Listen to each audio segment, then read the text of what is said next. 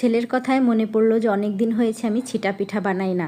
বানিয়েছি, তাতে কি হয়েছে, আপনাদের ভাইয়াকে ছাড়াই আমাদের মা ছেলের খেতে হলো। আসসালামু আলাইকুম, সবাই কেমন আছেন? আলহামদুলিল্লাহ, আমরা বেশ ভালোই আছি। প্রতিদিনের মতন রোজ ডেইলি ব্লগের সঙ্গে নতুন আরও একটি ব্লগ ভিডিও নিয়ে চলে এসেছি। দুপুরে রান্না করব, ঠিক ওই টাইমেই আমার ছেলে বলতেছে যে আজকে তুমি ছিটা রুটি বানাও আর মাংস রান্না করো। হঠাৎ করে বললেই তার হয় না, যদিও আমি দুপুরে রান্নার জন্য মাছ বের করেছিলাম। এদিকে ছেলের কথা ফেলতেও পারি না। পরবর্তীতে মাছগুলো ফ্রিজে তুলে রেখেছি আর ডিপ থেকে চালের গুঁড়ি নামিয়ে রেখেছি। বাড়ি থেকে আসার সময় মা অনেকগুলো চালের গুঁড়ি দিয়ে দিয়েছিল, জানে যে হুটহাট করে তার নাতনির পিঠা খেতে ইচ্ছে করে, আর বাড়িতে গেলে তো মা যে কোনো সময় মন চাইলেই পিঠা করে দিতে পারে। বাসায় এসে সব কাজ সামলে আসলে আমি আগের থেকে তুলনামূলক একটু পিঠা কমই করি।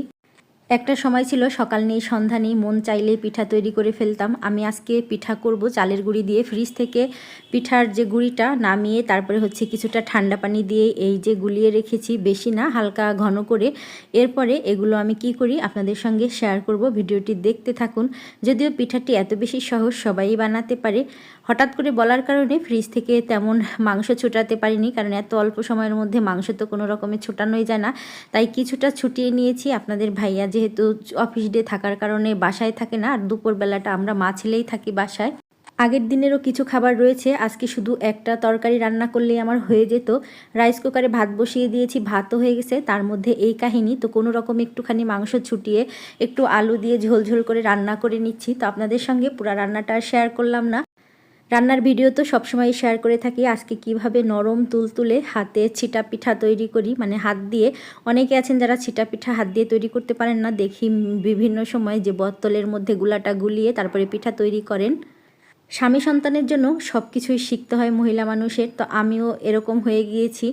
আগে এত বেশি পিঠা আঠা তৈরি করতাম না, তবে যখন থেকে বাসা বাড়িতে থাকা দিয়েছি, ছেলেকে স্কুলে ভর্তি করিয়েছি, এত বেশি বাড়িতেও যেতে পারি না, আর বাড়ি থেকেও কেউ মন চাইলেও আসতে পারে না, তাই নিজেই বানানো শিখেছি, যাতে অন্ততপক্ষে যেটা যখন ইচ্ছে হয় খেতে পারি, স্বামী সন্তানকে খাওয়াতে পারি, কারো মুখের দিকে তাকিয়ে না থাকতে হয়। চালের গুঁড়িগুলো তো পানি দিয়ে ভিজিয়ে রেখেছিলাম, না ব্লেন্ডার করলেও হতো, কিন্তু আমি চাচ্ছিলাম যে একদম সফট যাতে হয়, এর জন্য একটু ব্লেন্ড করে নিই, হাত দিয়ে মথে নিলেও হতো। দুইবারের মতন হয়েছে, আমি ব্লেন্ড করে নিয়েছি, এখন বানিয়ে নিব। তবে এই গোলাটা গোলানোর মধ্যেও কিন্তু একটা টেকনিক আছে, বেশি ঘন করলে পিঠাটা বেশি একটা ভালো হয় না। এরকম টাইপের হবে, না ঘন না পাতলা। যে কাজেই যাই না কেন, সব থেকে বেশি দেখা যায় যে নোংরা হয় ছিটা পিঠা বানাতে গেলে। না, রান্নাঘরটা নোংরা বলতে যখন পিঠাটা ছিটানো হয় বা পিঠা তৈরি করব, এই যে দেখুন কতগুলো পাত্র হয়েছে, যদিও আমি চাচ্ছিলাম না সিঙ্কে জমা করে ফেলি, তাই ধুয়ে নিলাম রান্নাঘরে যে একটুখানি জায়গা। আর এই পিঠাটা বানাতে গেলে এমনিতেই একটু জিনিসপত্র নোংরা হয়, যেমন যখন ছিটাবো সারা রান্নাঘর ছিটে যাবে, সঙ্গে সঙ্গেই পিঠা বানানোর পরে যদি পরিষ্কার করে ফেলি তখন কিন্তু আর এই নোংরাটা থাকে না, আর শুকিয়ে গেলে উঠাতে খুবই কষ্ট হয়। আর কিছু সময় জাল হলেই মাংস হয়ে যায়, তাই এই যে গরম মশলা পাউডার ছিটিয়ে দিয়ে এভাবে ঢেকে রেখে দিব, আর ঠান্ডা হতে হতে আরও বেশি শুকিয়ে যাবে আর আরও কিছু সময় জাল হবে।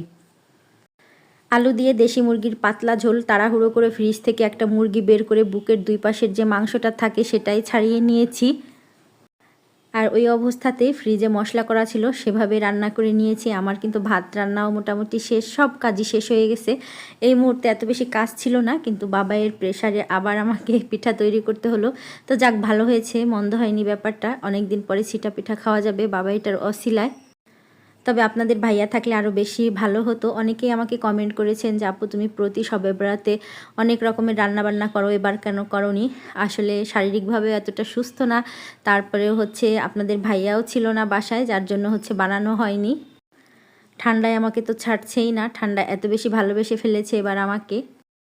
আমি যখন গোলাটা করেছি আপনারা একটু খেয়াল করে দেখবেন, এমনভাবে গোলাটা করেছি একদম হাতের সঙ্গে না লেগে থাকবে, আবার একেবারেই ঘন হবে না যে পড়বে না, এমন হবে যে আঙ্গুলটা চোবালে আপনার আঙুলটা ওঠানোর পরে পড়ে যাবে, কিন্তু সাদা একটু আবরণ লেগে থাকবে। ঠিক এরকম পাতলা অবস্থাতেই আপনাকে পিঠাগুলো বানাতে হবে। যদিও অনেক এক্সপার্ট আপুরা আছেন আমার থেকেও যারা সুন্দর বানাতে পারেন, তবে এই কথাগুলো বলে দেওয়া হচ্ছে নতুন আপুদের জন্য, যারা নতুন একেবারে সাংসারিক নতুন রান্নাবান্নায় যুক্ত হয়েছেন তাদের জন্য।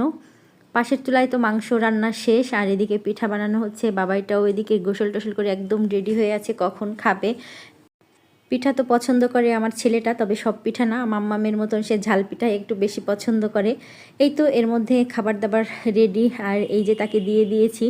এখন মা ছেলে একসঙ্গে আরামায়েশ করে বসে বসে খাবো। রান্নাবান্না তো করতে খুবই কঠিন, বেশি সময় লাগে, খেতে কিন্তু একটুখানি সময়ের মধ্যে হয়ে যাবে। আর এই একটুখানি সময়ের জন্যই আমরা কিন্তু সারাদিন পরিশ্রম করি, তাই না? ও, কথা বলতে বলতে তো আর একটা কথা জানতে ভুলেই গিয়েছি, কে কে পছন্দ করেন মাংস দিয়ে এই যে চিটা রুটি। আজকে আমি খুবই অল্প সময়ের জন্য রান্না করেছি, মানে অল্প সময়ের মধ্যে, যার জন্য গরুর মাংস রান্না করা হয়নি। গরুর মাংস দিয়ে তো আরও বেশি মজার হয় খেতে। আবারও মনে করিয়ে দিচ্ছি কিন্তু, যে যে পছন্দ করেন বা যার যার পরিবারের সবাই পছন্দ করে কমেন্ট করে কিন্তু জানাতে ভুলবেন না। আজ এই পর্যন্তই, পরবর্তীতে আবার কথা হবে। সবাই ভালো থাকবেন, আল্লাহ হাফেজ।